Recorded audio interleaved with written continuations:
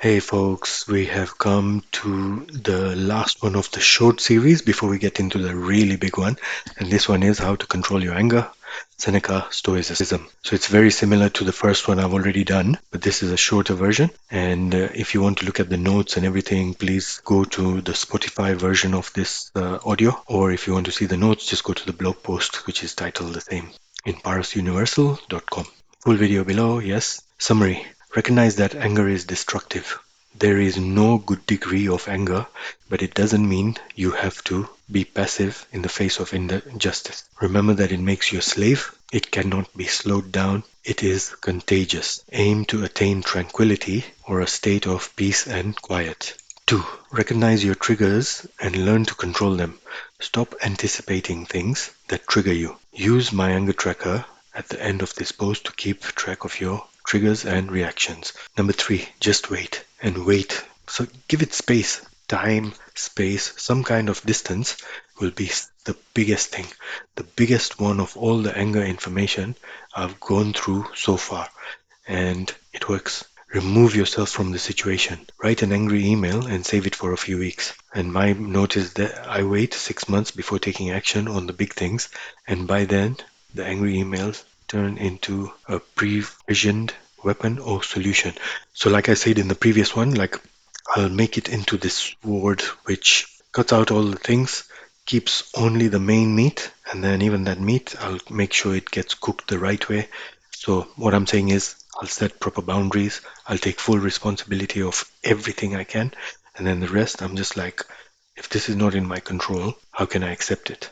How can I mitigate it by putting the right boundaries in place and stuff like that? Things to try are reading, meditating, exercise. According to the American Psychological Association, deep breathing is the fastest tool to reduce intensity. And this is what we forget a lot of the time. So you can wear a rubber band or something to remember, okay, box breathing.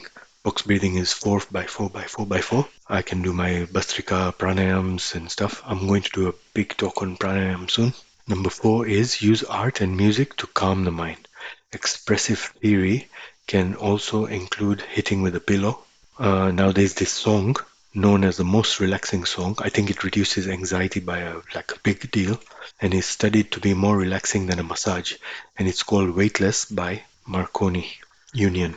Number 5, see yourself as an offender. And this is such a big changer. Like when you see yourself as an offender, or you see yourself in the other person's shoes, looking at you or looking at the situation, you can realize so many different angles of, oh, this guy who was behaving this way was the victim of so many other things.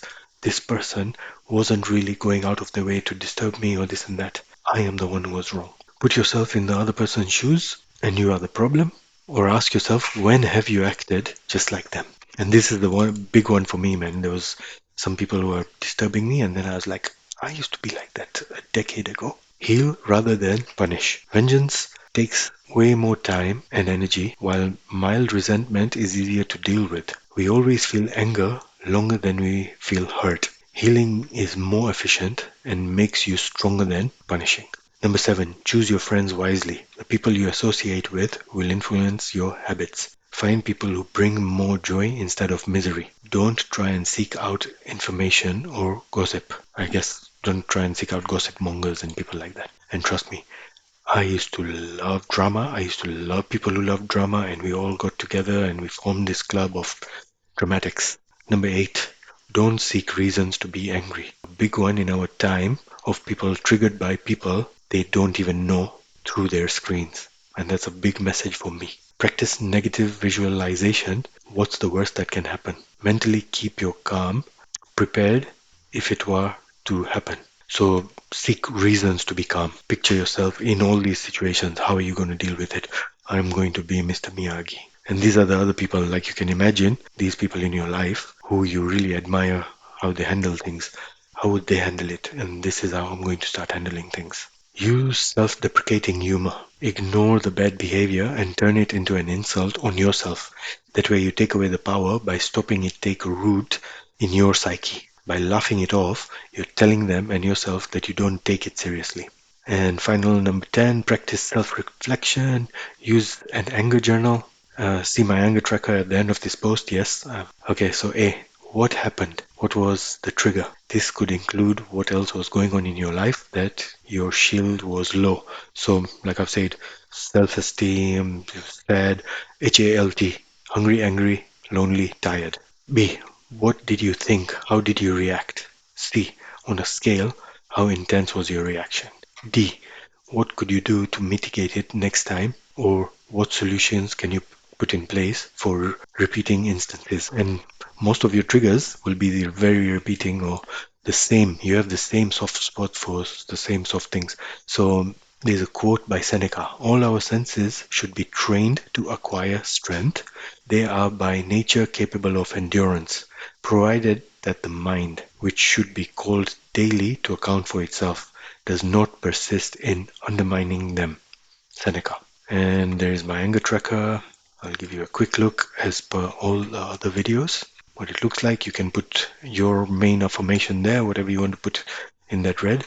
My main one is you misplaced where you put your importance. Will this matter in 5 days, weeks, months, years? And then the tracker tracks your date, your trigger, your expression, intensity, duration, frequency, swearing, and solutions, which is where you would try to take 100% responsibility. And finally, before we close this one off, please support me in my podcast. In this one, I call Time Capsules. I tell my stories. In the self growth one, it is called Realign Your Inner Self. And in my monthly emails, I share all the links, everything I share every month, and I put it in one email. Support me in all my other blogs, YouTube, TikTok, Instagram, Facebook, all that. You can get free Australian dollars worth of $25. You can buy me a coffee to support me. You can use this link every time you want to buy something on Amazon. And if you want any merch, t-shirt, hats, cups, bottles, things like that, I can design something for you and put it on my merch and you can buy it there. And if you want to join a community, you want to start your own community and business, you can join school there. And the next one is going to be a very long book summary. It's going to be so long, I might have to break it up, or I'll just do one long one and you can just listen to it. So I shall see you in the next one.